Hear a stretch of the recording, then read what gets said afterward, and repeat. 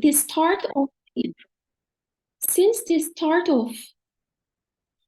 the Russia-Ukraine war, so we see the support of the deposition of the European Union and several rounds of sanctions against Russia, and EU's deep solidarity with Ukraine. And so in line with these developments, Ukraine presented its application for EU membership in February 2022 and granted candidate status in June 2022.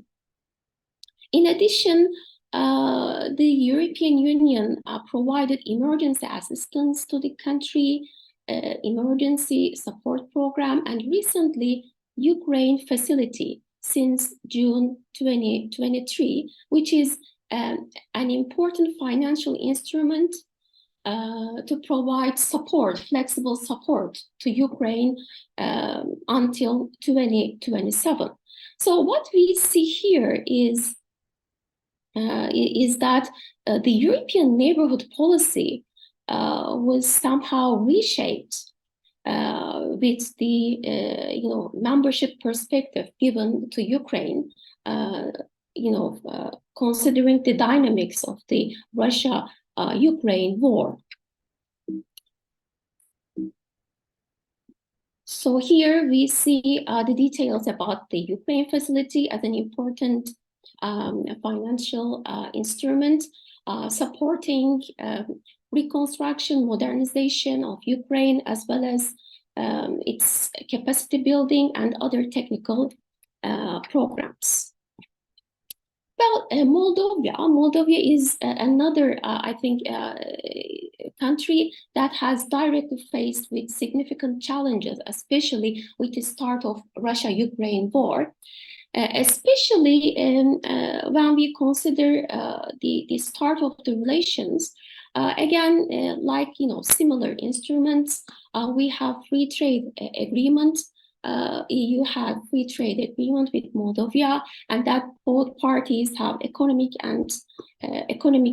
cooperation, and that EU also provided important financial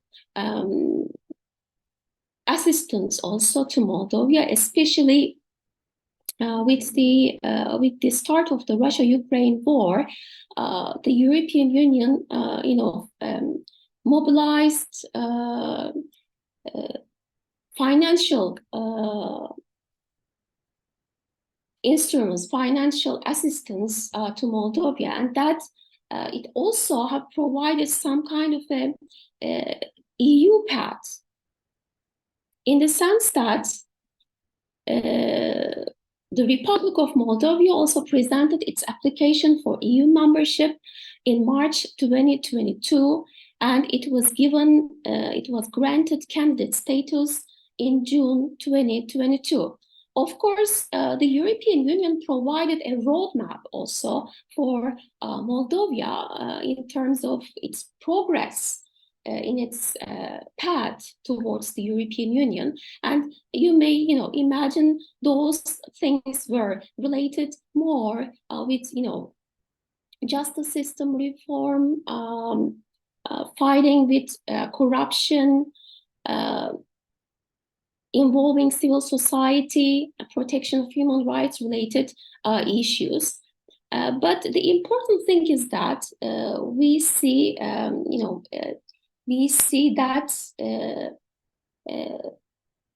European perspective also given to Moldova, especially considering its support, considering the EU's support of Ukraine. Well, Belarus is a country in the Eastern Partnership perspective, but it is really a specific case because when we look at the relations between the two parties in 2016, 2017, so both parties had good trade relations. The European Union supported Belarus for human rights dialogue, energy program. The societies have certain mobility and that they participated in that mobility programs.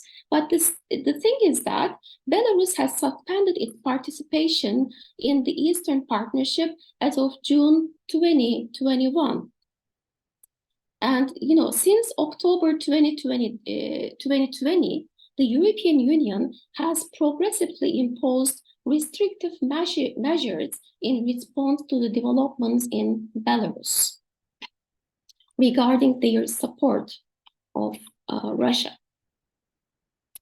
In the southern part, regarding South Caucasus countries, we have three important countries: Armenia, Azerbaijan, and Georgia.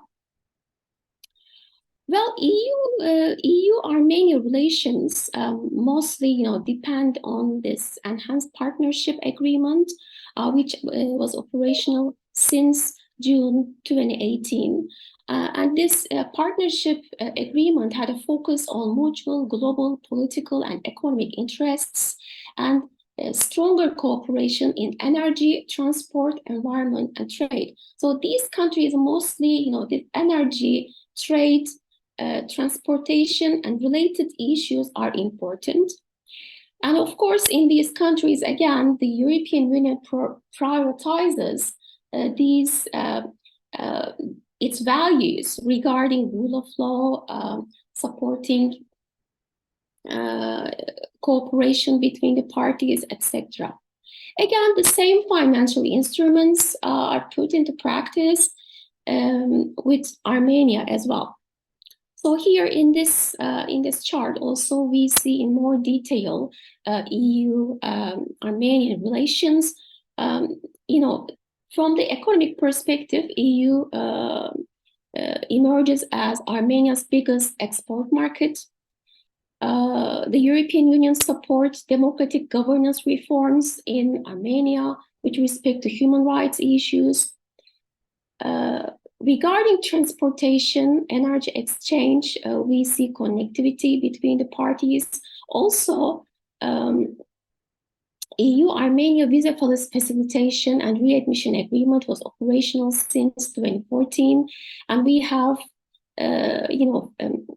many students that benefit from Erasmus Plus and related projects between EU and Armenia. Azerbaijan, especially considering... Nevra, I'm sorry to interrupt, just to let you know that 15 minutes are gone already, so that you know that, okay? Okay, so I will wrap up in a few minutes, okay? Sure, thank you.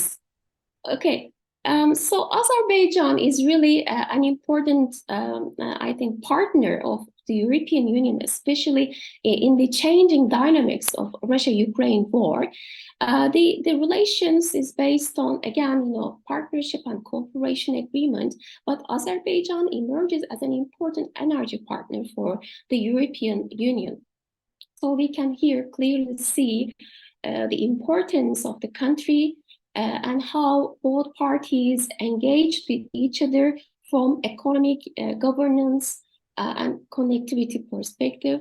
So regarding the connectivity, I think here I would like to underline that the European Union, Azerbaijan, emerges as an important energy partner for the European Union, which currently supplies 5% of the EU's gas demand. And this actually, I think, increases the strategic importance of Azerbaijan for the European Union. And Georgia, Georgia is a country which is being given the European perspective. There has been visa-free travel of Georgian citizens since 2017, and Georgia also applied for EU membership in March 2022, and that Georgia was given that European perspective. So when we consider the post-2020 period regarding Eastern Partnership perspective of the European Union, we see that the European Union has reinforced resilience in its relations with Eastern Partnership countries, that it gives importance to strategic communication between the EU and its Eastern Partnership countries, because there have been new challenges and opportunities, and the European Union has to reshape its neighborhood policy accordingly. In that respect, the EU wants to work closely with the Eastern partners in bilateral and regional format, especially with Azerbaijan, Georgia. The security dialogue, strategic security dialogues with these countries are important. Security cooperation in its relations with Eastern partners has become more important. In addition, when we look at the issue from the economic perspective, also we see that the European Union has increased its investment and it increased its financial, economic and investment plan to the area. So this actually picture reveals the importance given to Eastern Partnership countries concerning the changing dynamics that was triggered by Russia-Ukraine war. So as a conclusion, considering the analysis of all these fact sheets and the related reports, we can say that the European Union has reshaped its European neighborhood policy as well as its common security and defense policy in response to geopolitical realities. In that respect, we see now in the European neighborhood policy a membership perspective for Ukraine, Moldova, and Georgia. Also, these dynamics has changed EU's security role in Eastern Europe, and that the European Union wants to be more actively engaged with the Eastern partners. And we can clearly see this in EU's missions in Ukraine, Moldova, and Armenia. So we can say that in the north, the European membership perspective was given for the countries of Ukraine, Moldova. For the Southern Caucasus countries, their strategic importance has increased with the changing dynamics, and that we see EU's high strategic engagement in South Caucasus via developing bilateral relations and regional cooperation and connectivity with these countries to have a more inclusive and flexible Eastern Partnership perspective.